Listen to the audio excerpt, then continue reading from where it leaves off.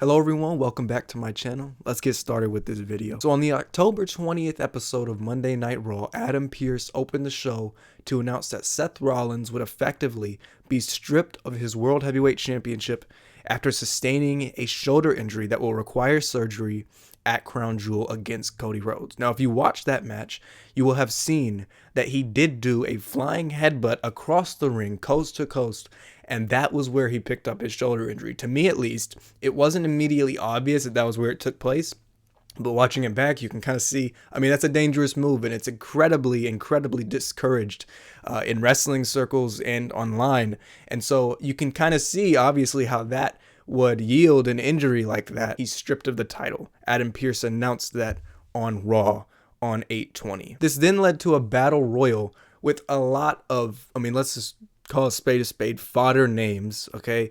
Those that weren't fodder names were like Rusev, AJ Styles, Dragon Lee, but a lot of them were just there to take up space. And one of them, which wasn't included, was Bron Breakker. Now, this raised my eyebrows. This really set me off because Bron Breakker was maybe the most likely name to succeed Seth Rollins as World Heavyweight Champion and to win the vacant title. He was maybe the most likely option to do that. And in my opinion, the most effective and logical option to win was Bron Breakker. In my opinion, it was him. And instead, he's left out of the Battle Royal entirely. And where do we go from here? That's the only question I'm asking. So, one, this is kind of a catch-22. It's kind of a lose-lose. For Bron Breakker, you're either going to get him in the match one way or another, but it's just going to happen via too many unnecessary story beats, and it's just going to get turned into a three-way, or something's going to happen which shouldn't have happened. Or two, he's just going to be left out of the match entirely, which is even worse. So my question is why? Why would you go through all the unnecessary work to not book this match? Why would you book what ended up being Jey Uso winning the Battle Royal and challenging CM Punk, the number one contender, at Saturday night's main event? Why would you go through the work to book that when you had a much easier and much more effective match right in front of you with Bron Breakker and CM Punk? That match, in my opinion, is the kind of thing that sells tickets. That's the kind of thing that you look back on in years' time and you're like, yeah, that was kind of where Bron Breakker's big break got started. That was where his big push really started to come into fruition. And instead, we're doing Jey Uso versus CM Punk, all to play into really the 203rd chapter of the Bloodline saga, which I've quite frankly had enough of. I don't need to keep seeing that. I'll touch on that later in the video. But I've had enough of the Bloodline saga. I've seen enough of it. And this only further enables that to keep going. And so I think Bron Breakker versus CM Punk would have just been so much more effective. It would have been so much more logical, and it would have accomplished so much more than Jey Uso versus CM Punk does. And not to mention the match quality. It would have been a lot better than Jey versus Punk. So according to the Wrestling Observer newsletter, Bron Breakker is expected to end up as World Heavyweight Champion. But WWE have a plan of how and when to execute it, and it happening on a Saturday night's main event show, which is a Peacock exclusive and likely won't do big viewing numbers, was decided to not be the time or the place. So, if Breakker wasn't going to win the title at Saturday night's main event, there was no reason to put him in the Battle Royal this past Monday and get eliminated. Again, that comes from the Wrestling Observer newsletter. And to that I say, it was never a question of will he. It was just a question of when will he. We always knew that Bron Breakker was gonna win the World Heavyweight Championship even before he came up to the main roster. As soon as you saw the guy, you were like, that's a world champion. And just like I saw on Raw, I thought to myself, yeah, that's a world champion. Seeing him with the title on his shoulder, with the sunglasses on, that's a world champion. And that's a thought that people have had about Bron Breakker ever since he broke through in NXT and came onto the main roster as IC champ. It was never a question of will he even get the title. We always knew he was going to get the title. It was just a question of when will he get the title. And so another question I have is, what's accomplished from putting that off? Because I only see negatives that come into the picture from when you kick that ball down the road. I only see negatives that can come from that. I don't understand how anything positive can come from that. I'm not saying that it's a complete disaster and they've ruined him. Not at all. But would it not be better to get going with him now? Would it not be better to just commit now and invest in what you have right now? I know Triple H likes to take his time, and taking your time as a wrestling booker is smart, and it's encouraged. You don't want to hotshot anything, and you don't want to move too quick. But he takes it to the umpteenth degree. He takes it way too far at times. And sometimes it's just guys that you need to invest in because the time is right. The time is right to turn the page, and the time is right to keep moving forward. Bron Breakker is one of those guys. He's the kind of guy that when you see him and when you have an opportunity to fully back him as a booker, as a promoter, you need to do it. Because he's the guy who years down the road is going to keep drawing tickets. He's going to keep selling out venues. He's that guy, and you need to get behind him now. You can't wait on that. So try this story on for size, all right? All Japan Pro Wrestling's Motoko Baba was obviously Giant Baba's wife and then widow. She was a big part of the company, and she was kind of a big part of some of the decision making, especially later in the 90s. And obviously Mitsuharu Misawa, if you know anything about All Japan, you know that he was one of the greatest Japanese wrestlers ever, potentially maybe one of the greatest wrestlers ever, period. He's that guy, all right? He's a dude. He's a dude. And late in the 90s, after Giant Baba passed away, Motoko Baba was given even more decision-making power in the company. And because of that, these two clashed. Now, they have always clashed. They never really agreed on much. And when Misawa was promoted to having more booking power within the company, they both clashed and they butted heads a lot on simple decisions like which young guys do we want to push and bolster and who do we want to get behind as a company. They really clashed and butted heads on that stuff. And you see it with the example I'm about to give here. So Mitsuharu Misawa's protege, Jun Akiyama, you may or may not have heard of him. If you haven't, go check out some of his matches. He's incredible. He was a guy who in All Japan, Misawa really wanted to get behind, and he really wanted to bolster him up the card.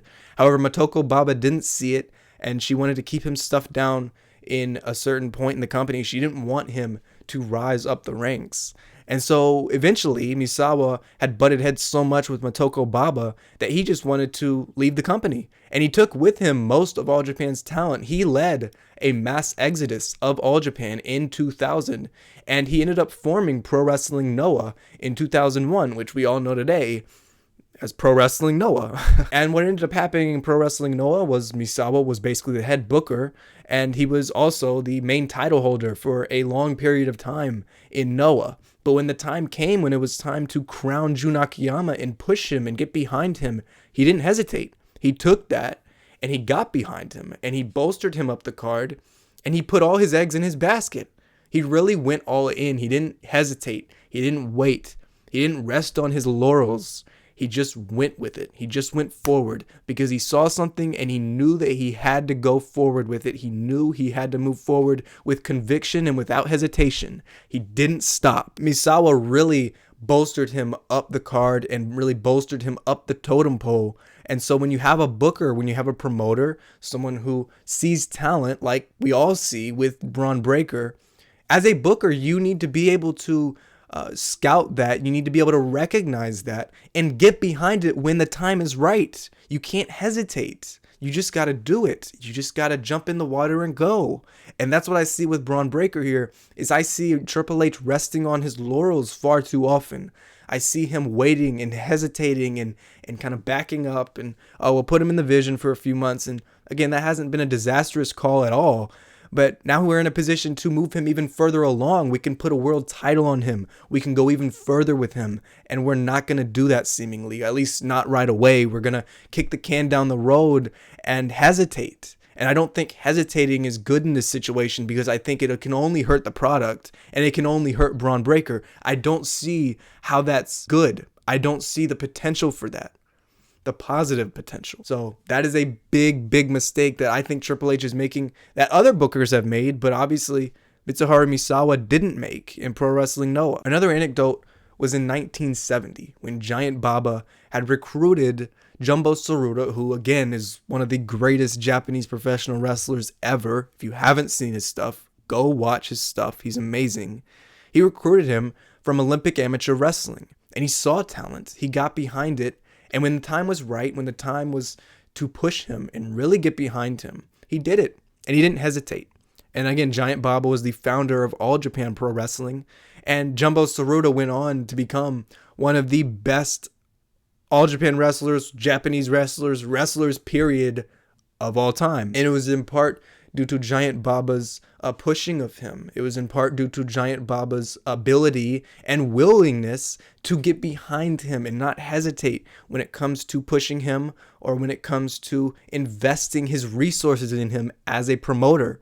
And so when you see talent like that, I'm not comparing Bron Breakker to Jumbo Tsuruta. I want to make that very, very clear.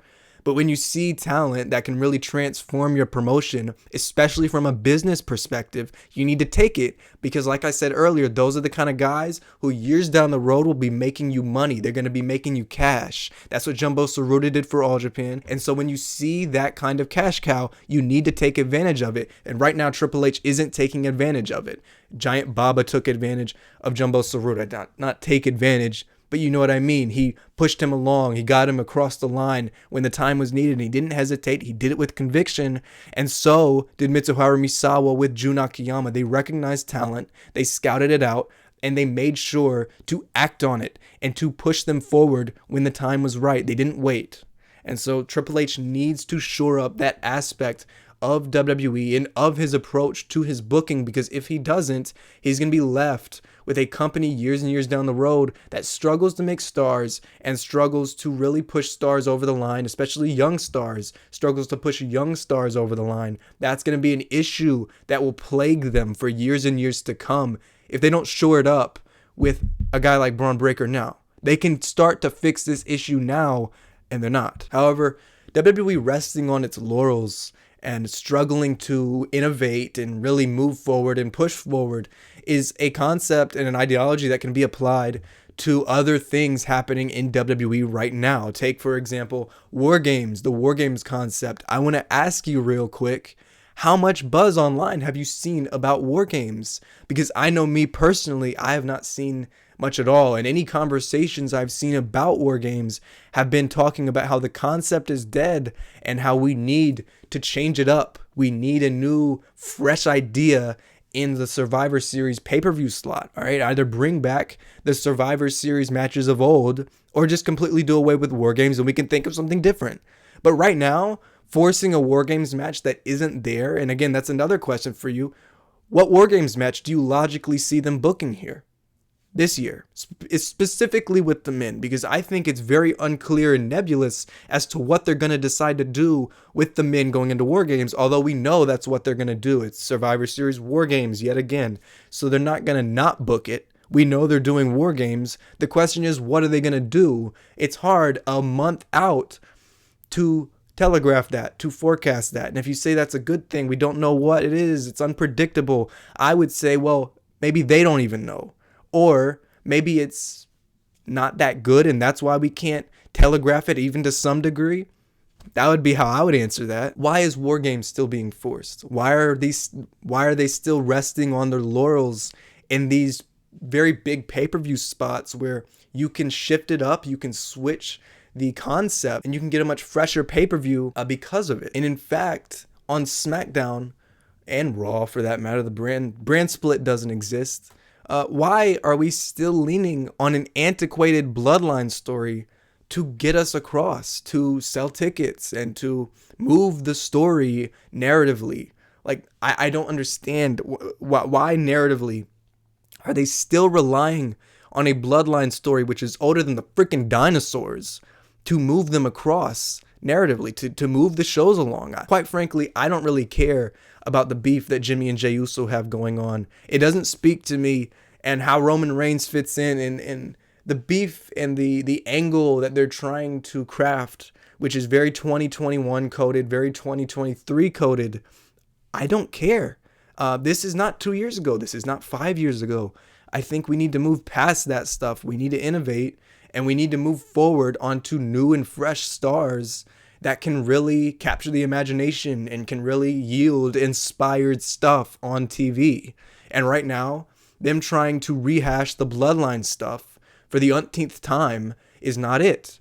Again, that is another example of WWE resting on their laurels to a faulty degree. They need to shift away from that stuff, because if they don't, years and years down the line, like I said, with a guy like Bron Breakker, they're going to be left stuck thinking, man, what angles do we put together to sell tickets? How do we get people to come out to these shows?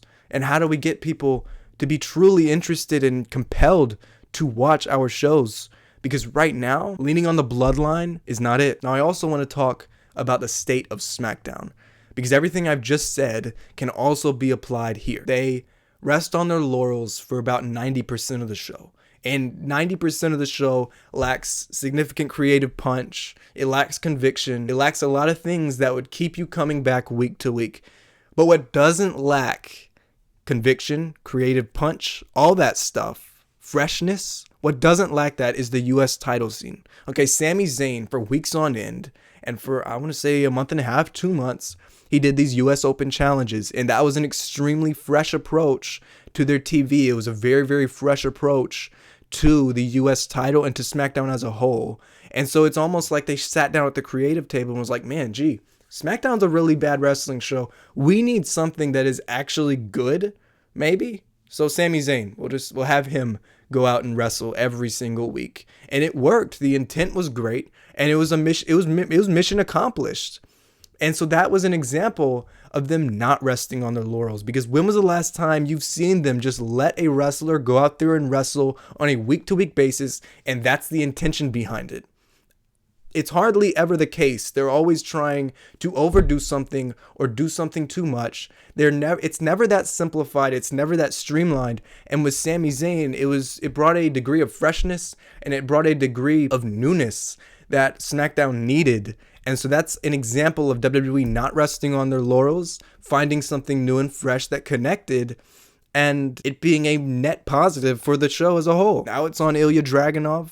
I thought he had a nice little match with Aleister Black this past Friday, and I'm very, very excited to watch Ilya Dragunov each week, because I love Ilya Dragunov, as I'm sure a lot of you do.